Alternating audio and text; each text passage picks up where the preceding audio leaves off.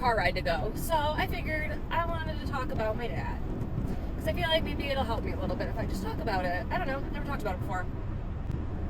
Sometimes I feel like it's easier if I don't, but maybe we will. So I want to talk about him being sick and like what led to him passing. It was around 8th grade, middle school area. The first time my dad got sent to the hospital. So that was the first time he was in the hospital. And in middle school, he would go to the hospital here and there. It was never like super crazy. It was a few days. He was having stomach problems, and I didn't really know the extent of anything at that point, okay? And I don't think anyone did. About a year later, we get a call that my dad has been rushed to the hospital and it's not good. So me and my brother go. My brother's 4 years younger than me, and my dad had sepsis really, really bad, to the point that they had to put him in a medically induced coma to try to save him and his organs from shutting down and try to like get him healthy, basically. And I remember the doctor had come out, and that was the first time we were told, you might want to go say goodbye to your dad. That was the first time we were told that. I remember how like devastated I was, and like the thought hadn't even crossed my mind that was even a possibility, because you think your parents are going to live forever, especially the person you were the closest with. I was such a daddy's girl, and he was my life, and everything I had was because of him, and he did so much for me. And so that was just like unbearable of a thought, especially as young as I was. Thankfully, he did pull through. That was a long road to recovery for that one. And then after that, there was quite a few more hospital stays, quite a few more surgeries, procedures, medically induced comas. My dad came out of a medically induced coma but couldn't talk or anything, and all he could do was write. And I still have pictures of some of those. I think I have the journal somewhere where we used to write notes to each other back and forth in the hospital bed and stuff. We spent a lot of birthdays, Christmases, holidays in and out of the hospital with my dad. At high school, like these are my high school years where all this is happening.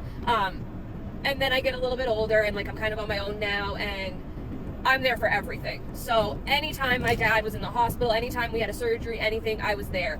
So my dad had stomach problems, and I still don't 100% understand exactly what happened, but I do know that a lot of his stomach lining was removed, a lot of his intestines were removed, a lot of random things were removed, tried to fix. He used to have a perforated bowel. I remember that was something for a while, and that's how he kept getting sepsis and stuff. So over multiple years of surgeries and stuff.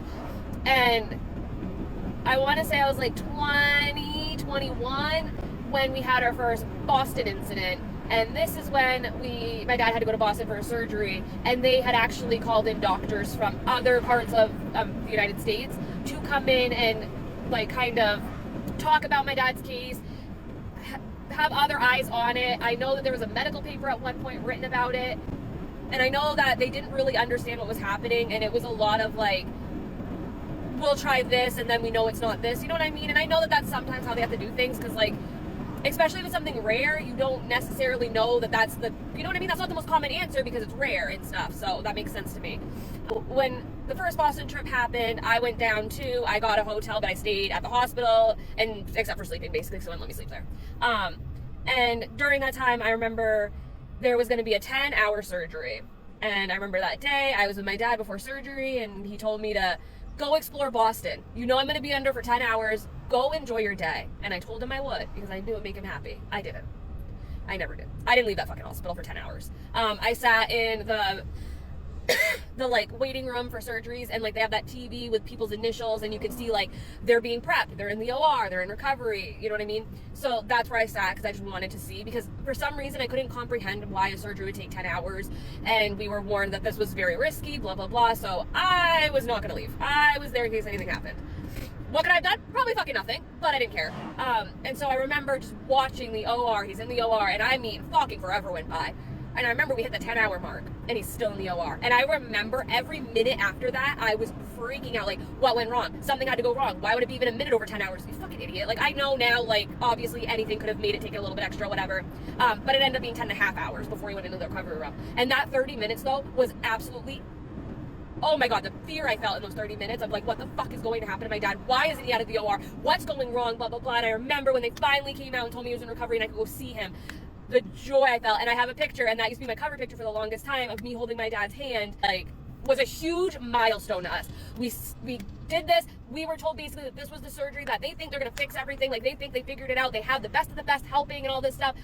we got a plan and we thought life was going to be good. My dad was on a shit ton of medication, a shit ton of stuff. Ports in him, he had to give himself different IVs and stuff, and like he was on a lot of medication during this time. But we were under the impression that this was going to be manageable, blah, blah, blah. Okay.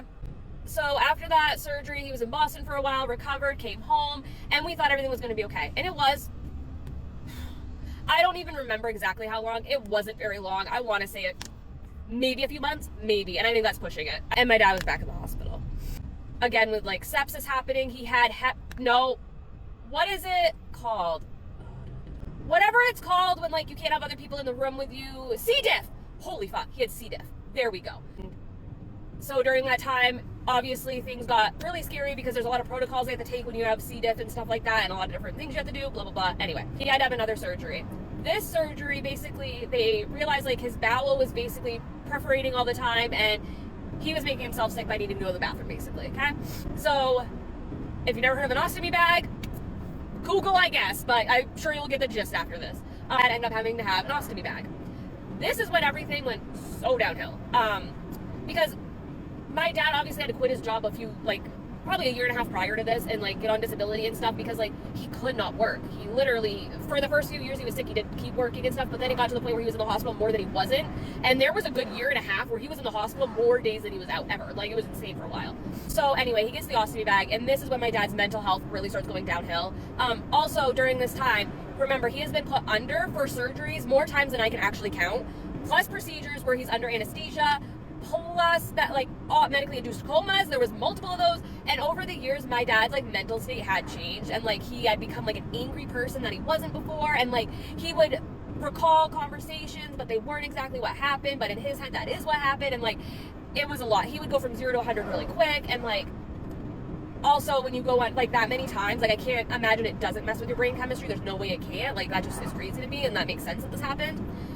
It doesn't make it any easier, but okay. So the bag is obviously a learning curve. You do not know until you have one. He's also getting himself all these medications. He cannot, it's popping, it's falling off. I mean, and it's a biohazard every time it happens, and it's a whole mess that has to get clean. It's fucking gross. It's disgusting. My dad used to cry a lot because like he was so grossed out. He literally just wanted to sleep sometimes and he couldn't because shit was going on, literally. And it was a miserable time. It was a miserable time. So anyway, and if you ever know anyone that's like dealing with like chronic illness and stuff like that, like you'll know they'll have good days. It doesn't mean they're fine. Sometimes things work out a little bit better and they can do a little bit more. And thankfully he was able to be there when I had my daughter, and he was able to do a few things with us here and there. It was not as often as he wanted to. And once she got bigger than like a year, he could no longer hold her, because that's another thing. He got really frail and weak. I watched my dad be from a healthy man to literal skin and bones, and I think when he passed he was like 90 pounds. Like he was so small.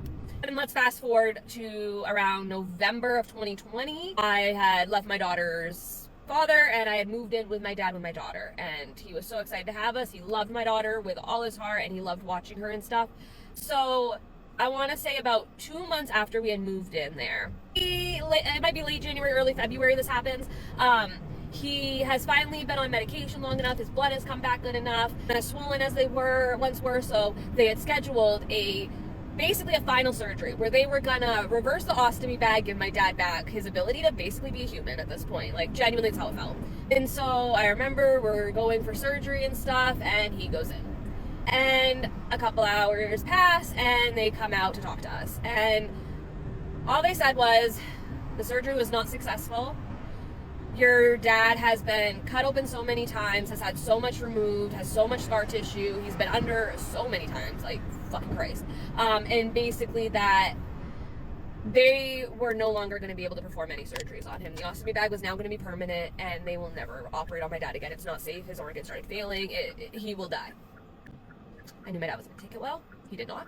This kind of solidified that his life was never going to be normal again. And I think what made it really difficult is like he couldn't even play with my daughter and this is as she's 2 going on to 3, and like he can't do as much with her, and like everything is just hard on him. And there were so many biohazards, and like so many days where I'd have to like put my daughter in a spot because like we'd have to clean up because like shit just went wrong. And anyway, so let's fast forward to June 2021. My daughter's birthday is the last day of June, so June 30th. Her birthday party that year, it would have been her third birthday party, was scheduled for June 27th. June 26th, the day before my daughter's birthday party, I am at work and she is at daycare, and I get a phone call that my dad has been rushed to the hospital and is not good. And I had known that just a few months earlier we had been told there's no more surgeries, so what's going wrong, and are they going to operate on him, or is he really not going to be able to have surgery? So I grabbed my daughter, dropped her off at her dad's, and I rushed to the hospital. This is where we find out that my dad's organs are all failing. There is no surgery that they can do. There is nothing they can do. They're going to make him comfortable, and he is not coming home. Yeah. So I stayed there until literally they made us leave, and my dad was still alive. That was one of the hardest days of my life, was going to the hospital and like knowing I had to say goodbye to my dad, and like, how do you say goodbye to a parent? And like, especially the one that like meant everything to you, you're living with them, like they are your entire life, and like, how do you live without them? What do you do? I'll do the best. I just cried a lot and held his hand, and that was basically all I did. And the wet washcloth on his face because he was sweating so much. And the nurses were the sweetest ladies ever, and they were so sweet, and I'm so thankful for them. And like, that's the other thing. A lot of the nurses knew my fucking dad because he had been in there so many times throughout the years for so many different things and so many different units. So he was well known.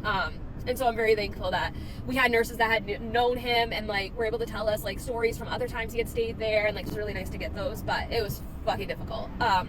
So we had to leave, and I obviously am not going back to my dad's house that night. I went back to be with my daughter, knowing damn well first thing in the morning I'm going back to the hospital as soon as I can. So as soon as you can go visit, I'm rushing there. I'm at the hospital. My dad is still alive.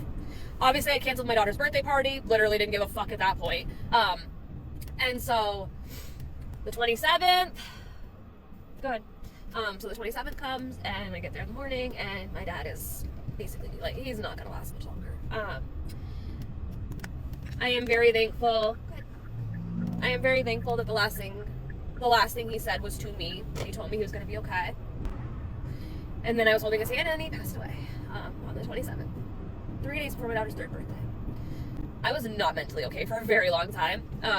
And a lot of shit happened during that time. Like, literally within minutes of my dad dying, the most fucked up family shit started happening, and it wasn't about the siblings either, which is another thing I'll never understand, people fighting about inheritance and all this stuff, and like, who gets what, and I need to get more, and blah, blah, blah. Me and my brother could have gave a fuck less, and I'm so glad that me and him were the same way, because like, there was no fighting about shit. There was nothing of that sort. Me and him wanted the most meaningless things money-wise, but the most sentimental things to us. Like, there was just certain things that me and my brother wanted out of everything. We didn't care about the other stuff. We wanted the things that were my dad's, that like remind us of our dad. Maybe one day I'll go into the story of everything that happened within 2 minutes of my dad dying, but just know that fucked up shit happened 2 minutes after my dad died in that hospital room. And I just bawled my eyes out. I ended up getting into the bed with my dad who was passed, laid there, bawled my fucking eyes out, and yeah, that was that. That was fun. And then I immediately I called my best friend, and thank God for her, and she came and got me, met me at my house, and we had to pack up as much as physically possible in 2 hours after my dad died. And that was probably the hardest thing in the fucking world to do. But thankfully now I do live in my childhood home, which is my dad's home. He moved there when I was 13, and now it's my home, and I'm very thankful. And so every year I throw my daughter's birthday party 2 weeks before her birthday, and every single year we go on vacation, and we leave on the 26th and the 27th. And on the 27th, that house is not mine, it is my dad's, and that is how I've handled it through the years, and that's just in my head how I handle it and how I deal with it. Yeah. So if you ever lost a parent, you understand it's very hard. It doesn't get easier. I wish he was still here. But then I just think, like, I hope he's proud of everything I've done. Because there was a good 1.5 years where I didn't touch anything in that house. And now it is beautiful, and we've only done things to make it better. And this month is hard, and I think this year is hard because it's year 5, and it feels like a very big milestone that shouldn't be a milestone, but it is a milestone, and I don't want it to be. But I can't stop it. I miss him with all my heart. He's the reason I took Spanish. Me and him used to talk to each other in Spanish. He's not fucking Mexican. And then what's funny is I have a daughter who's half Mexican. Like, it's just funny. We used to watch 2.5 Men literally over and over again, eating ice cream on the couch together. Like, those are my favorite memories.